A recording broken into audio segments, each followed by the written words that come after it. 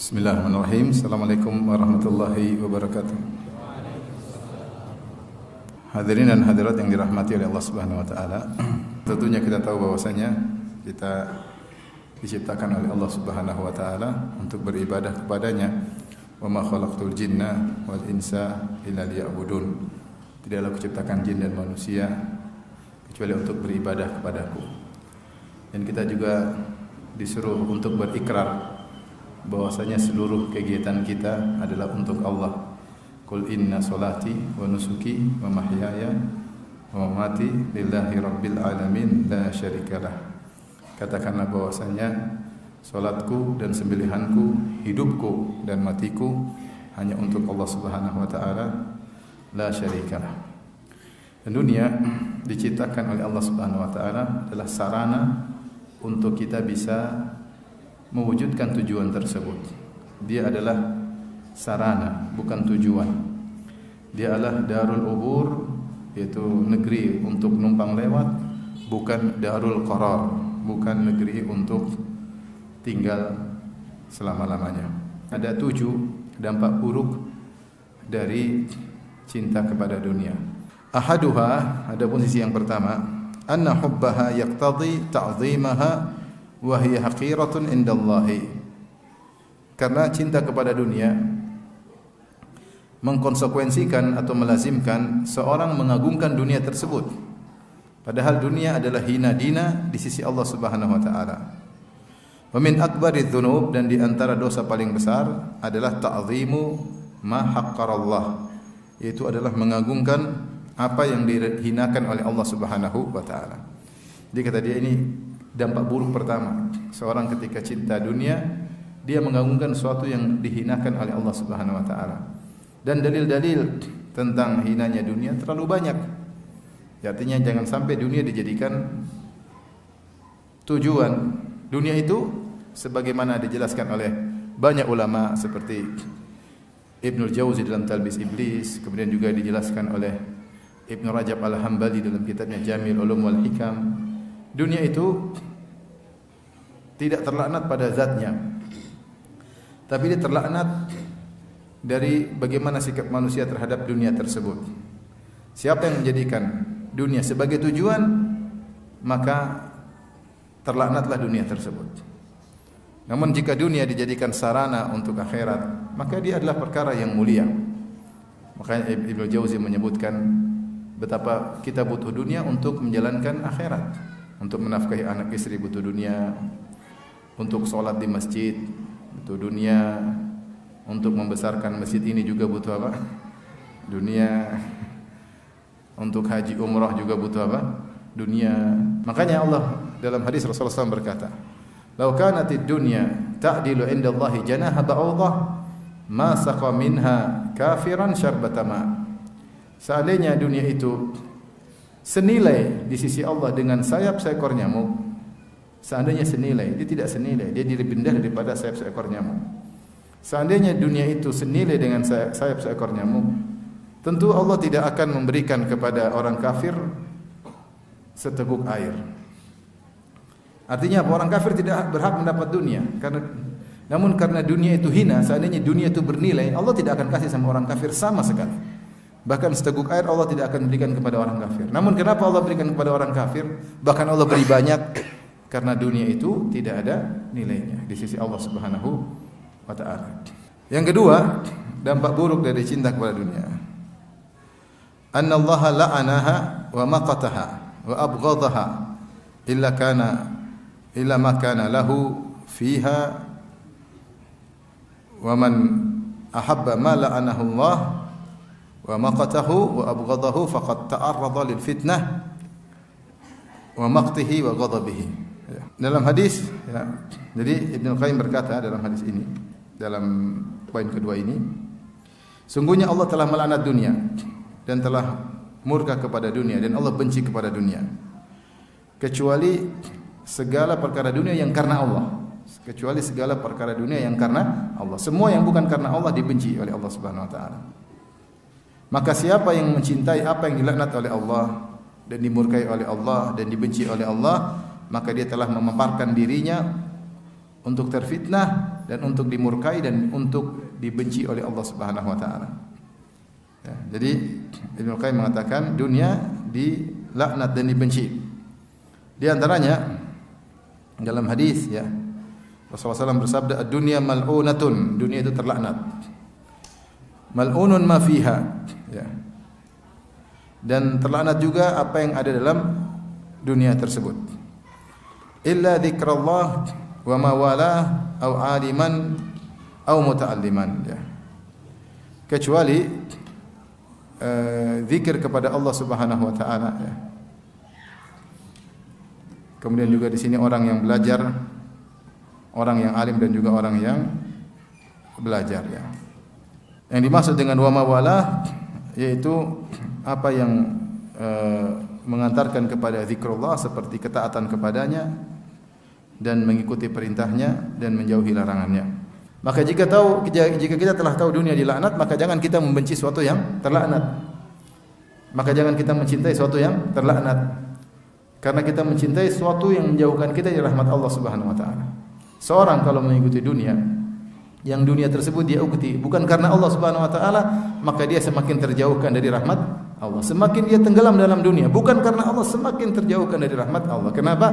Karena yang dia geluti, yang dia kejar itu terlaknat. Seperti kisah Amr bin As radhiyallahu taala anhu ketika Rasulullah SAW mengangkat dia menjadi seorang amir, pemimpin pasukan. Dia baru masuk Islam beberapa bulan, kemudian diangkat menjadi amir pasukan perang. Rasulullah mengatakan agar kau mendapatkan ghanimah. Maka dia bilang, "Ya Rasulullah, aku berperang bukan untuk mencari ghanimah."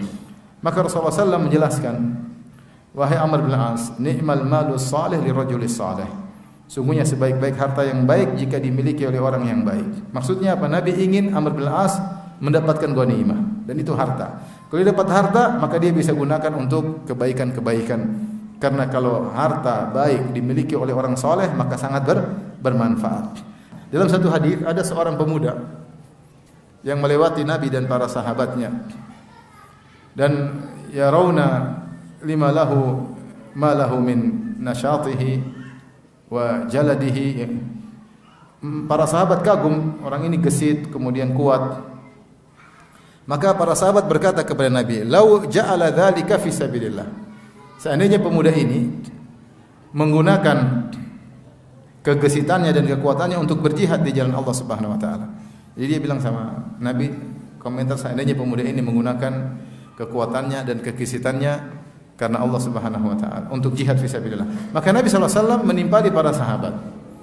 Nabi mengatakan, "In kana kharaja yas'a ala waladihi sigaran fa huwa fisabilillah." Kalau dia ternyata keluar dengan niat untuk mencari nafkah, untuk menafkahi anak-anaknya masih kecil, sungguhnya dia sedang berjihad di jalan Allah Subhanahu wa taala. Artinya dia cari nafkah untuk Allah, untuk menjalankan perintah apa?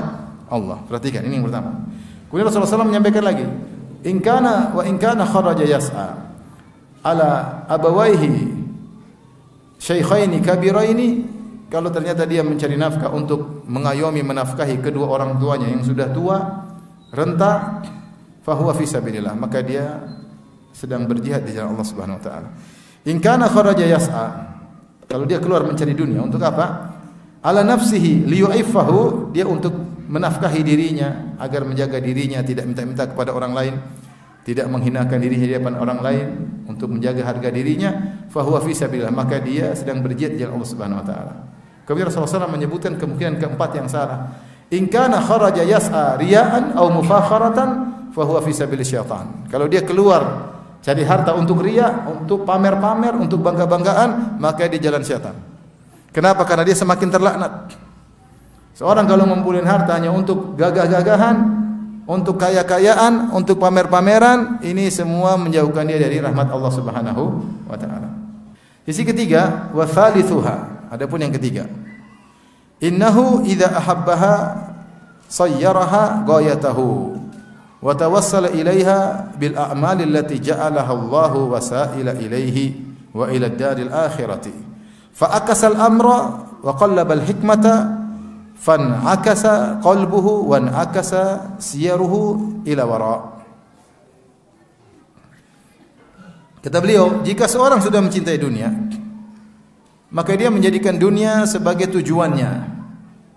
Bahkan akhirnya dia menjadikan amal soleh sebagai sarana untuk mencari dunia.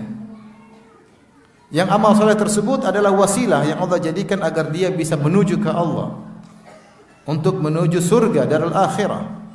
Namun dia membalikkan perkara, dia memberikan hikmah, maka terbaliklah hatinya, maka jadilah dia mundur ke belakang.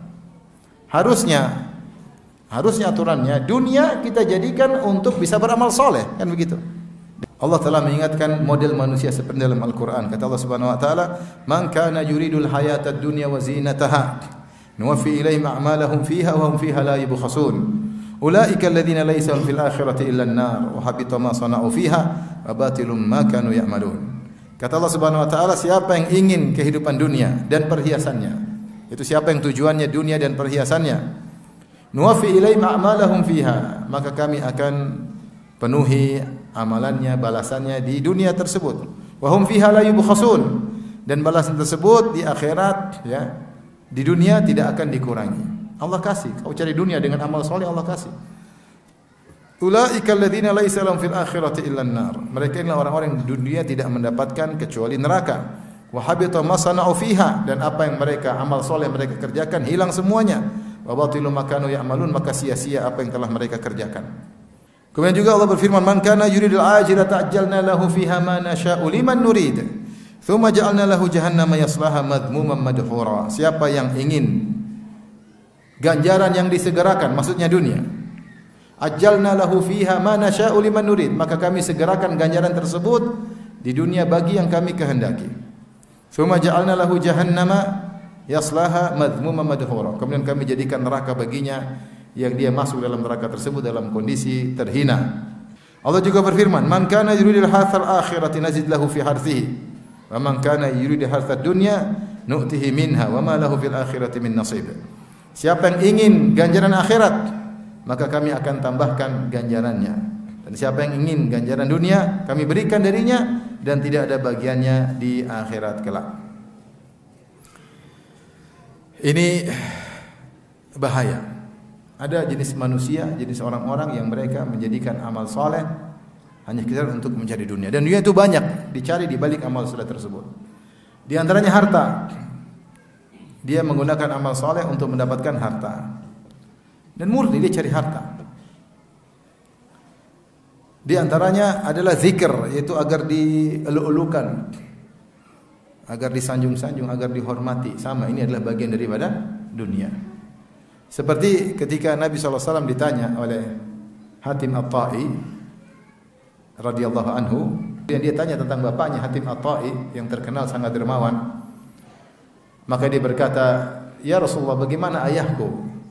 Kana yasilur rahim, kana yat'imu ta'am, kana. Wahai Rasulullah, bagaimana ayahku dahulu?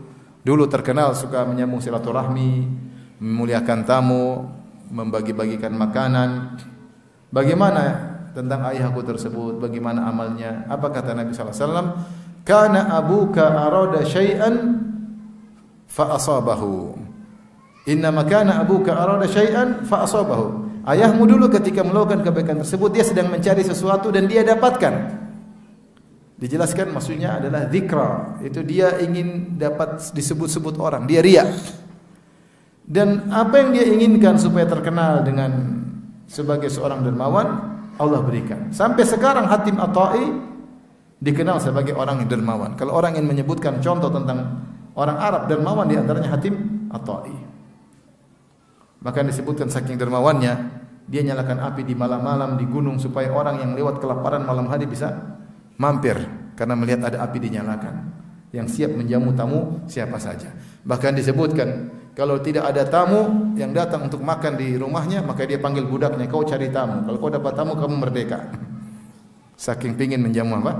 Tamu. Tapi itu semua dia lakukan hanya untuk riya. Dan tujuan dia dapat.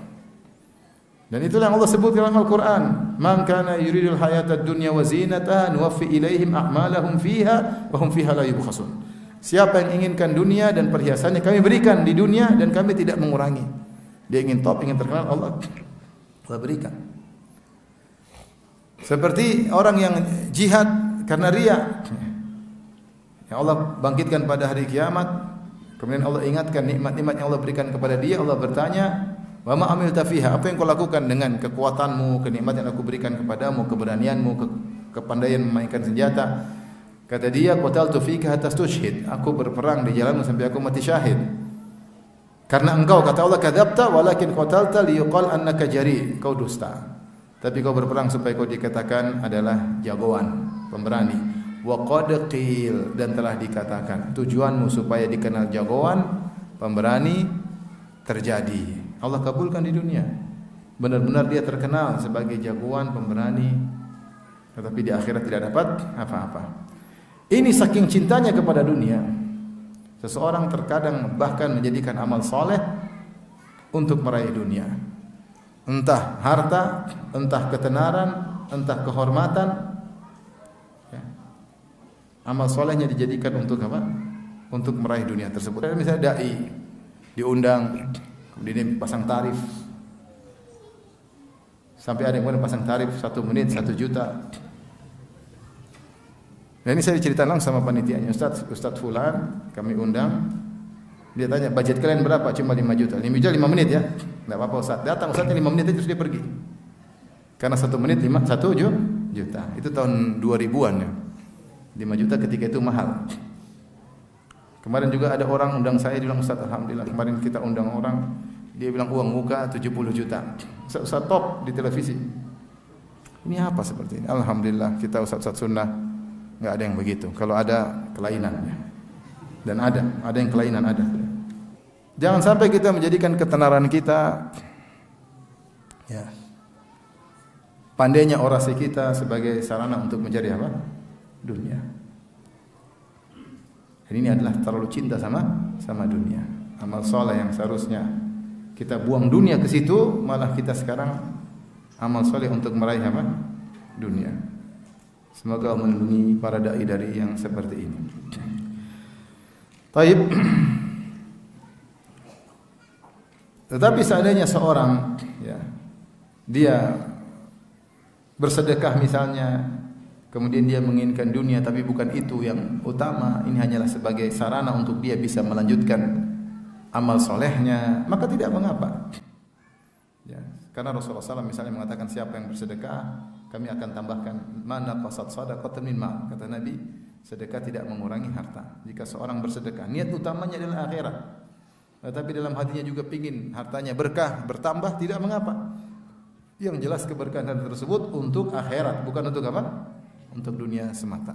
Maka ini tidak jadi masalah. Seorang yang kemudian jadi imam, jadi muadzin, dia dapat harta untuk melanjutkan agar dia bisa menjalankan ibadah kepada Allah, bisa mengayomi anak istrinya sehingga dia bisa menjalankan tugasnya sebagai imam, sebagai muadzin dengan baik, tidak mengapa. Karena dunia bukan orientasinya. Dia orientasinya akhirat. Cuma realistis bahwasanya dia butuh biaya untuk bisa menjalankan kehidupan keluarganya, maka sebenarnya tidak jadi masalah. Jangan sampai dunia menjadi orientasi. Yang keempat, anna mahabbataha ta'taridu bainal 'abdi wa baina fi'li ma ya'udu 'alaihi naf'uhu fil akhirah. Cintanya terhadap dunia menjadikan dia terhalang dari melakukan aktivitas-aktivitas yang bermanfaat bagi dia di akhirat kelak. Yaitu aktivitas-aktivitas ukhrawi yang bisa mendatangkan pahala yang bermanfaat bagi dia di akhirat. Karena sakit cinta sama dunia, dia terhalangi dari hal tersebut. Listighali anhu bimahbubihi, karena dia sibuk dengan dunia sehingga tidak sempat melakukan aktivitas-aktivitas akhirat yang bermanfaat tersebut. Wan nasu hahuna maratib. Kata Ibnu Qayyim, manusia dalam hal ini, dalam dampak buruk nomor 4 ini bertingkat-tingkat. Faminhum man yushghiluhu mahbubuhu anil iman wa syara'ihi. Di antaranya orang-orang ada yang sibuk dengan dunianya sehingga tidak beriman, tidak mempelajari syariat-syariat Allah. Ada orang tidak mau. Sibuk dengan dunia, tidak sempat belajar agama. Terlalu cinta sama dunia, tidak belajar agama. Yang berikutnya, wa minhum man yushghiluhu hubbuha an katsiri minal wajibat wa minhum man yushghilu an wajib yu'aridu tahsilaha wa in qama bi ghairihi. Di antaranya ada yang membuat dia terlalaikan dari banyak kewajiban dan ada terkadang sebagian wajib. Yang meninggalkan kewajiban pun bertingkat-tingkat. Ada yang meninggalkan banyak kewajiban, ada yang sebagian kewajiban karena kewajiban tersebut bertentangan dengan apa yang dia cintai. Maka dia mendahulukan apa yang dia cintai daripada kewajiban tersebut. Wa in qama bi ghairi, meskipun dia melaksanakan kewajiban yang lain. Dan seterusnya ya. Wa minhum man yushghilu an ubudiyyati qalbihi fil wajib wa tafrighihi lillahi inda adaihi fayuaddihi zahiran la batinan. Di antaranya saking cinta sama dunia, kalaupun dia melaksanakan yang wajib, mungkin dia salat tapi hatinya ke dunia. Ini yang paling rendah. Ada yang meninggalkan kewajiban, ada yang meninggalkan banyak kewajiban, ada yang meninggalkan sebagian kewajiban, ada yang meninggalkan satu kewajiban, ada yang melaksanakan kewajiban tapi hatinya kosong. Kenapa? Kosong dari iman. Ketika dia sedang beribadah, hatinya mikir apa? Dunia. Ini saking cintanya sama dunia. Salat subuh, Allahu Akbar, dia sudah mikir nanti jam 8 rapat sama siapa, kemudian siang ketemu siapa, jangan lupa nanti pada asar ambil ini, kemudian tahu-tahu Assalamualaikum warahmatullahi wabarakatuh, sudah selesai. Pikiran dia tenggelam dengan rencana hari ini ketika dia takbir Ratul Ihram salat subuh. Tahu-tahu imam sudah apa? Assalamualaikum warahmatullahi wabarakatuh. Ini diantara karena dampak cinta sama dunia. Ini yang paling ringan. Kata beliau, wa aqallu darajati hubbiha an yushghal an sa'adatin atau an yushghil an sa'adatil abdi wa huwa tafrighul qalbi li hubbillahi wa lisanihi li dzikrihi wa jam'i qalbi ala lisanihi wa jam' lisani wa qalbi ala rabbih. Fa'ishquha wa mahabbatuha tadurru bil akhirah wala bud. Kata beliau, paling minim derajat orang yang cinta sama dunia, paling minimal, dia menjauhkan dia atau menyibukkan dia dari membuat seorang hamba hilang dari kebahagiaan yang hakiki. Kemudian juga apa? Walisanihi li dzikrihi, membuat dia tidak sempat berzikir kepada Allah. Dan juga tidak sempat untuk memfokuskan hatinya ketika berzikir kepada Allah. Hati dan lisannya sinkron ketika berzikir. Kadang dia berzikir hatinya pikir dunia. Tidak sinkron antara lisan dengan hatinya. Maka kata beliau, maka cinta sama dunia, rindu sama dunia memberi mudarat kepada akhirat, dan pasti tidak mungkin tidak. Kama anna mahabbatal akhirah tadurru bid dunya, sebagaimana cinta kepada akhirat pasti memberi mudarat kepada dunia. Artinya kalau kamu cinta sama akhirat pasti ada dunia yang kau korbankan, pasti enggak mungkin. Kalau kau cinta sama dunia pasti ada akhirat yang kau korbankan, enggak mungkin bisa bergabung. Wa fi hadzal hadithi qad ruwiya marfu'an man ahabba dunyahu adarra bi akhiratihi. Telah diriwayatkan hadis secara marfu', siapa yang cinta dunianya maka akan beri mudarat kepada akhiratnya. Wa man ahabba akhiratahu adarra bi dunyahu, siapa yang cinta kepada akhirat maka dunianya akan dapat mudarat. Fa athiru ma yabqa ala ma yafna, maka dahulukanlah yang kekal daripada yang akan sirna. Sekarang yang keberapa? Kelima. Wa khamisuha anna mahabbataha taj'aluha aktsara hammil abdi. Cinta sama dunia menjadikan itu yang selalu di benak seorang hamba. Dunia. Itu yang terjadi pada orang. Mana-mana ketemu dunia, ketemu dunia, ngomong dunia. Dan subhanallah, Syekh Ibn Utsaimin rahimahullah, yang beliau wafat sekitar tahun 2000 atau 99. Dalam satu klip video beliau berkata, sekarang orang sudah sibuk dengan dunia, sampai jangankan orang umum, bahkan para penuntut ilmu bicara tentang dunia. Apalagi zaman sekarang dunia dibuka oleh Allah bagi para dai, pada sebagian dai. Maka yang seharusnya mengingatkan orang kepada akhirat malah mengingatkan masyarakat sama dunia. Malah bergaya dengan kehidupannya, pamer-pamer kekayaannya. Dai tapi pamer apa? Kekayaannya. Dai tapi pamer dengan kehidupan mewahnya. Ini dai bukan ingatkan orang kepada akhirat, tapi dai memacu orang untuk kejar apa? Dunia. Sampai jadi bahan pembicaraan di antara penuntut ilmu. Kata Syekh Muhammad bin Utsaimin, tahun sekitar 2000 atau kurang daripada itu. Sekarang 23 tahun kemudian, sekarang apalagi.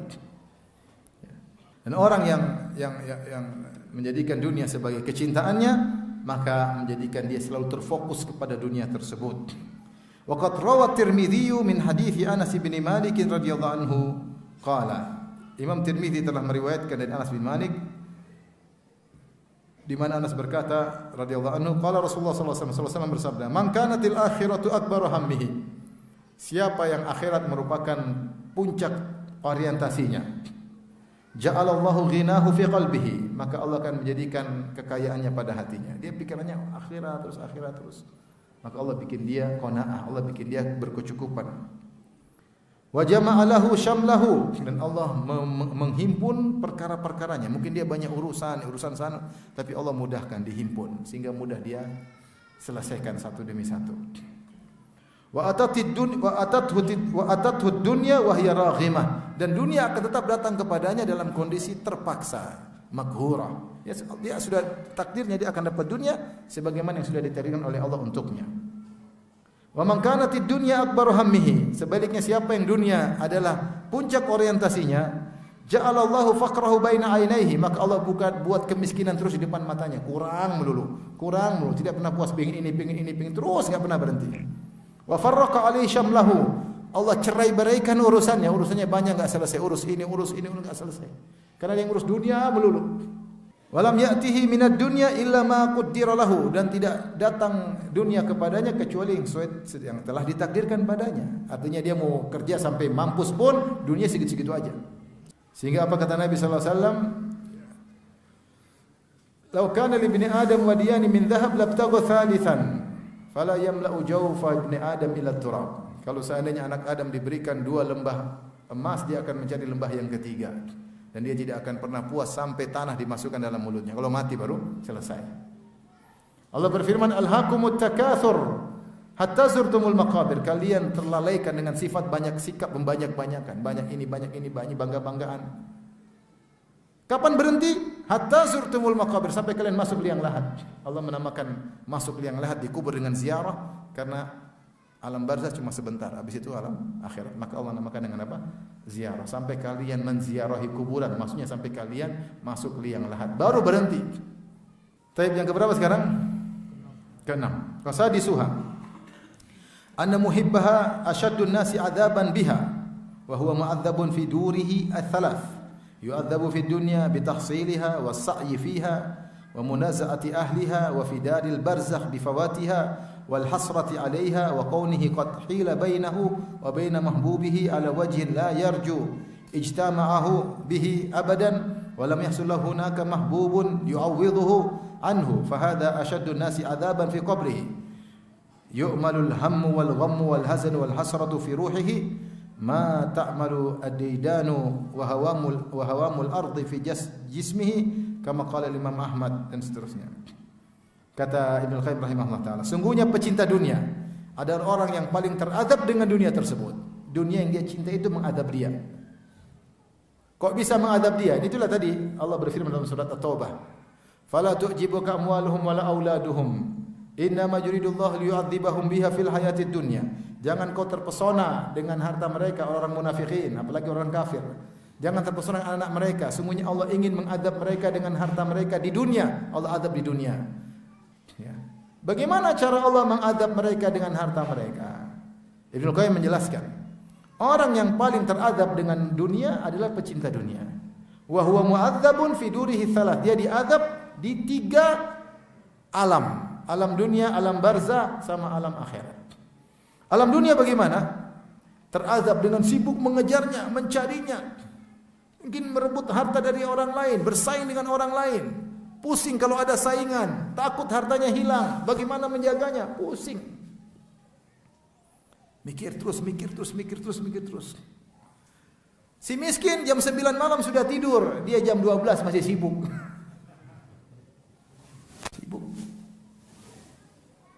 Teradab dengan hartanya. Teradab. Dia sudah dapat, tidak puas, masih pingin lagi. Tamak, masih pingin lagi. Sudah dapat cita-citanya, belum puas, pingin lagi yang lain, tidak pernah puas. Kalau sudah dapat, takut hilang, bagaimana? Muncul ada orang punya usaha baru, waduh, ini saingan kita harus begini. Setengah mati, terazab. Diazab dengan hartanya.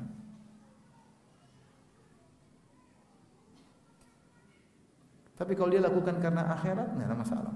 Dia kerja, tapi dia akan bahagia. Beda kalau orang cari harta karena akhirat, dia bahagia. Dia capek, dia bahagia. Saya ingin bangun pondok, saya ingin bangun ini, saya tenang, dia bahagia. Tapi kalau sekedar banyak-banyakan, dia tersiksa dan tidak pernah puas. Sama kalau sudah bicara jabatan, orang kalau menjabat karena Allah untuk kesuksesan bangsa dan negara, karena Allah dia akan bahagia. Tapi kalau tidak, hanya untuk dunia, untuk nyenangin anak istri, untuk gagah-gagahan agar dihormati oleh orang, maka dia paling menderita. Kemudian yang ketujuh, wasabi'uha, anna ashiqaha wa muhibbaha alladhi yu'thiruha 'ala al-akhirah min asfahil khalqi wa aqallihim aqlan idh athara al-khayala 'ala al-haqiqati wal manama 'ala al-yaqdhati والظل الزائلة على النعيم الدائم والدار الفانية على الدار الباقية وباء حياة الأبد في أرغد عيش بحياة إنما هي أحلام نوم أو كظل زائل أن اللبيب بمثلها لا يخدع. Kata beliau, dampak buruk yang ketujuh, perindu dunia dan pecinta dunia yang mendahulukan dunia daripada akhirat adalah orang yang paling goblok, orang yang paling kerdil akalnya. Kenapa? Karena dia telah mendahulukan khayalan atas hakikat. Ibnu Qayyim mengatakan dunia ini ibarat seperti perkataan sebagian salaf. Dunia itu ibarat seorang tidur kemudian terbangun sudah di alam akhirat. Sebentar. Dunia kan mungkin 60, 70 tahun, 80 tahun dibandingkan akhirat abadi seperti tidur sesaat. Bagaimana kamu mendahulukan yang sesaat? Mimpi, khayalan di atas yang hakikat. Wal manama 'alal yaqdha, kau mendahulukan mimpi di atas kesadaran. Kau mendahulukan dhiluz zail, naungan yang segera hilang. Ada bayangan kemudian hilang. Kau dahulukan daripada kenikmatan yang abadi. Bagaimana kau mendahulukan darul faniyah, dunia yang fana ini akan sirna, kau dahulukan daripada akhirat yang abadi. Engkau jual kehidupan yang abadi dengan kenikmatan yang luar biasa dengan kehidupan yang hanyalah hakikatnya mimpi. Orang yang cerdas tidak akan terpedaya dengan dunia ini. Orang melakukan maksiat disebut orang jahil. Allah berfirman, "Innamat taubatu 'ala Allahi lil ladzina ya'maluna as-su'a bi jahalatin tsumma yatubuna min qarib. Faulaika yatubullahu 'alaihim." Kata Allah, sungguhnya taubat itu hanya bagi orang-orang yang melakukan kemaksiatan dengan kejahilan. Maksudnya kemaksiatan dengan kejahilan, maksudnya setiap pelaku maksiat orang jahil, pasti bodoh. Makanya ketika Nabi Yusuf digoda oleh para wanita Mesir, maka beliau berdoa kepada Allah, ya Allah, jauhkan aku dari godaan mereka. Ya. Kemudian wa illa tasrif anni kaidahunna asbu ilaihinna wa akum minal jahilin. Kata Nabi Yusuf, ya Allah, kalau kau tidak palingkan godaan mereka dariku, aku akan condong kepada mereka dan aku termasuk orang-orang jahil. Itu aku akan terjerumus dalam maksiat. Kenapa orang pelaku maksiat disebut orang jahil? Karena dia mendahulukan kenikmatan yang sesaat dengan mengorbankan, menumbalkan kenikmatan yang abadi, yang sempurna. Mungkin saya tambahkan yang terakhir, bahwasanya yang ke-8, orang yang mencinta dunia bisa sampai pada derajat menyembah dunia. Jadilah dunia yang mengaturnya, bukan dia yang mengatur dunia. Demikian saja. Subhanakallah bihamdika asyhadu an la ilaha illa anta astaghfiruka wa atubu ilaik. Assalamualaikum warahmatullahi wabarakatuh.